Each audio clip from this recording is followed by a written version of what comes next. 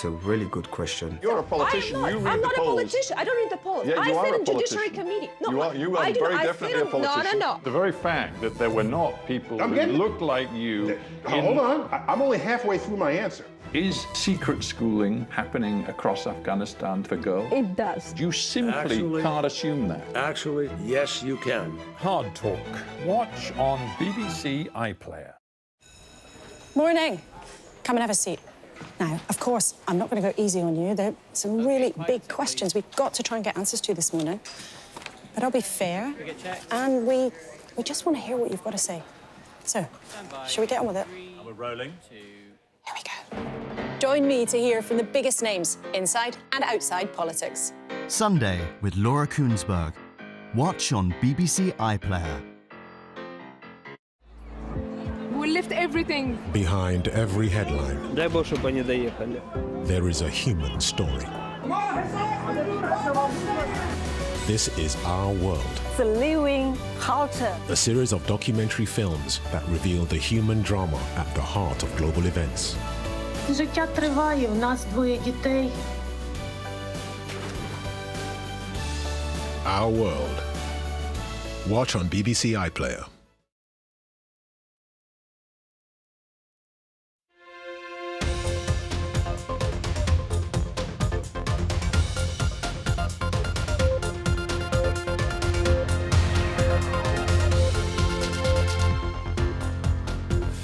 Oil prices jump after OPEC Plus shocks markets by cutting oil output. Saudi Arabia says the cuts are to support stability.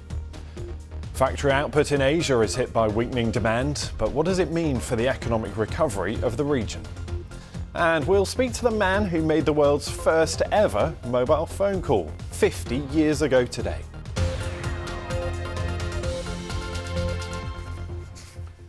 Hello, very warm welcome to World Business Report. I'm Ben Thompson, and we're going to start with that surge in oil prices, and that's after the world's largest exporters announced a surprise cut in production. Saudi Arabia and other OPEC Plus oil producers said that they would cut output by 1.1 million barrels a day. Saudi Arabia has said that the move is aimed at stabilising the market. So let's take a look at what oil prices are currently doing. You see there, you get a sense that rise up sharply, $83 for Brent, $79.50 for US light. It is the second time that the cartel has slashed production. The group also did so in October of last year. It cut output then by 2 million barrels per day. So let's get some detail with Spencer Welsh, who's an oil analyst at S&P Global. Spencer, good to have you with us. We said there a surprise cut in production. We've been getting used to prices falling as the nervousness around the world economy continues. What does this tell us about what OPEC is thinking? Hi, good to speak to you. It shows that they are not happy with the price of oil at the moment. They would like the price of oil to be higher than it is. The price is between $70 and $80 per barrel. We believe they would like it certainly above 80, maybe even above 90. If we look around the world where demand and consumption is growing, there is a lot of nervousness. I've touched on it. As the world faces an economic slowdown, demand traditionally for oil would fall. And is there a sense, therefore, that OPEC is nervous that they will lose money if the world begins to slow? I think maybe just to step back slightly. So the reality of how much they cut is still a big question. Even before this, OPEC have previously announced cuts of 2.5 million barrels per day. That started in November last year, and then Russia added in another 500,000 barrels.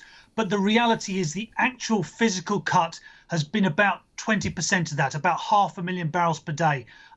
So we don't expect all of this newly announced 1.1 million cut to become a reality, but it certainly indicates an intention. And yes, as you said, it indicates a nervousness about the markets. We've had the banking wobbles, which have had a knock-on on oil prices, and OPEC are continuing their previous message that they'd like to see prices higher than they are at present. And of course, day-to-day moves in, global oil prices don't really affect the price we pay at the pump. There's a long-term view. But I suppose the issue is if they stay at these persistently high prices, that starts to have an effect on the economy too, doesn't it? Because all of us end up paying more. Yes, we do. It certainly the higher prices has an impact on oil demand. But to be honest, it's a relatively small impact on oil demand, because most oil consumption, we don't tend to have a choice in terms of we can't switch to another product, or not easily. So therefore, our decision is how far do we drive, how far do we fly. But yes, there is a concern from OPEC Plus about oil demand, about whether there might be a recession or a global downturn, and therefore they would like to see the price a bit higher. Spencer, as always, good to talk to you. Thanks so much. Spencer Welsh, oil analyst at S&P Global. Now, staying with that theme of a slowdown, factory activity in Asia, it weakened last month due to a drop in demand from around the world. New data that's out today shows that the export-reliant Japan and South Korean markets both saw activity in manufacturing shrink. Growth stalled pretty much altogether in China.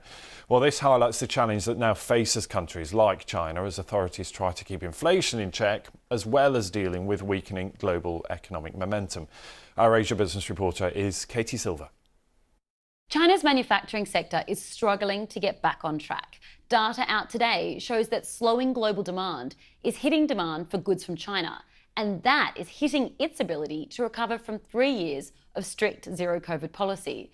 This is bad news for a country that relies on its manufacturing sector. It accounts for about a third of the economy. The Caixin S&P PMI fell to exactly 50 in March.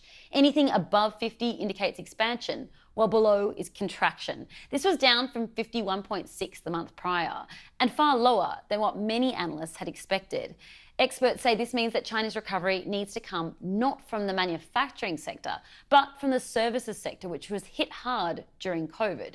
Going forward, China needs people in China to spend to counter that drop in demand from other countries. Boosting domestic consumption is a big goal of China's new premier, Li Qiang. It seems the new leadership is likely to be more pro-business. Last week, we heard from Premier Li Qiang vowing to support consumption and investment. And the central bank has also been making moves to try and make it easier for banks to lend out money as well. It's all about trying to get people to go out and spend.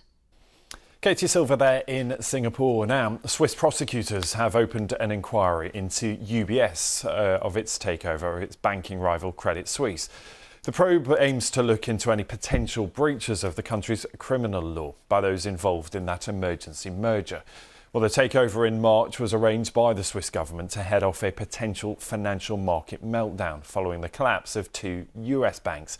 Well, Fiona Cincotta is a financial market analyst at City Index. And I think Switzerland is going to be very keen to protect its reputation and to be looking into these details to make sure that everything was as it should have been. In the fact that the deal was done so quickly. So, any wrongdoings by banking officials, by regulators, by the government officials, that's what they're going to be looking for. Just anything that suggests that this deal isn't perhaps as it should be. I mean, we mustn't forget, though, at the end of the day, this deal was done extremely quickly, and it was done at a time where there were a lot of concerns whether the bank would actually survive another few days or not. But that doesn't mean that things shouldn't be done properly. So I think that's what they just want to make sure. Yeah, lots of scrutiny of that emergency merger that was pushed through. Lots of job losses also announced as a result. But as we said, they're designed to try and stabilise financial markets and indeed the wider economy after the collapse of those 2 US banks. Now, elsewhere, your smartphone is part of your everyday life. But have you ever wondered when the first mobile phone call was made? Well, it took place exactly 50 years ago. By this man. Our tech editor Zoe Kleiman spoke with him. He made that historic call. Mobile phones. We love them.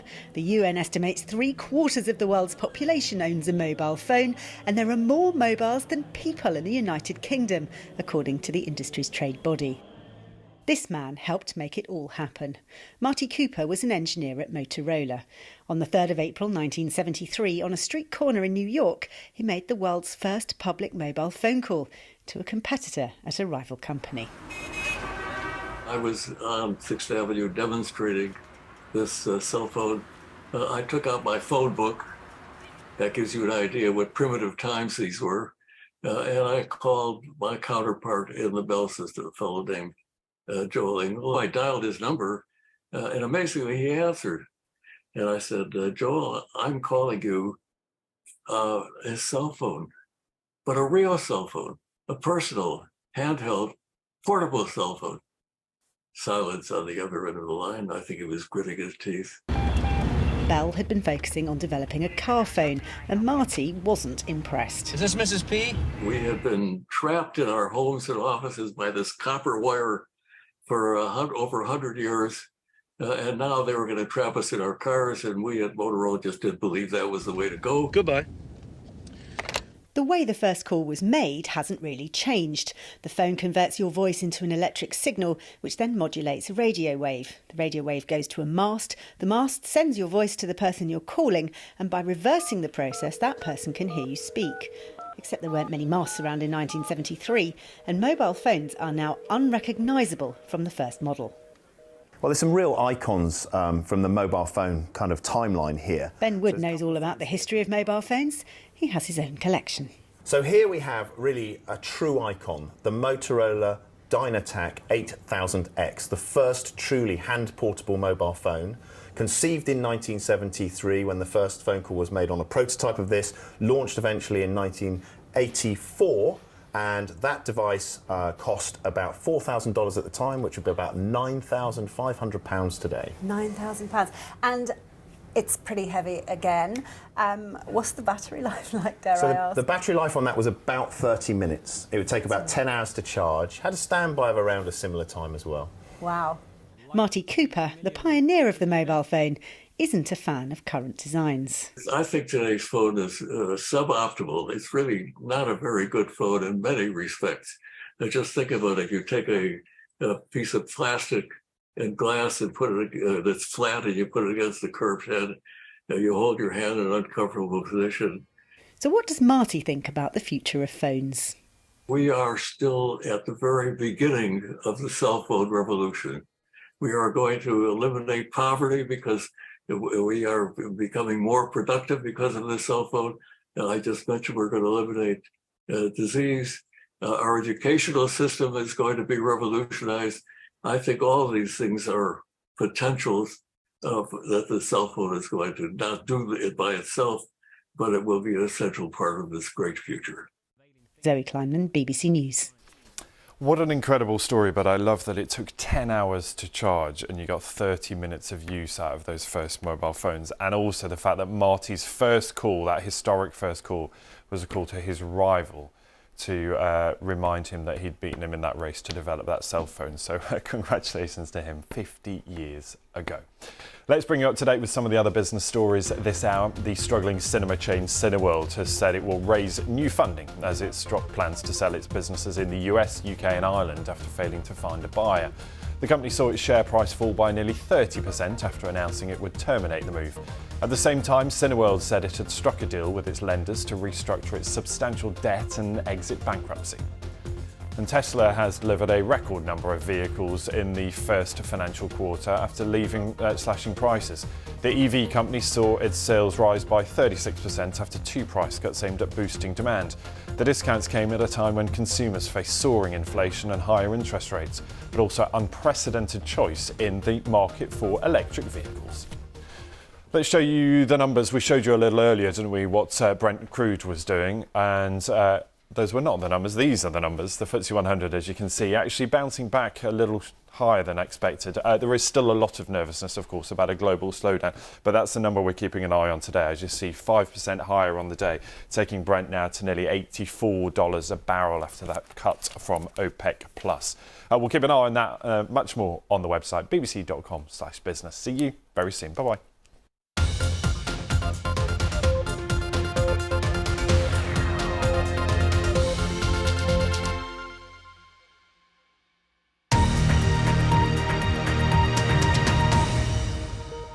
The latest way to improve safety for people out partying in Bath. The Safe bus will be parked up every Friday and Saturday night outside Bath Abbey. At the end of the bus we have this sort of private area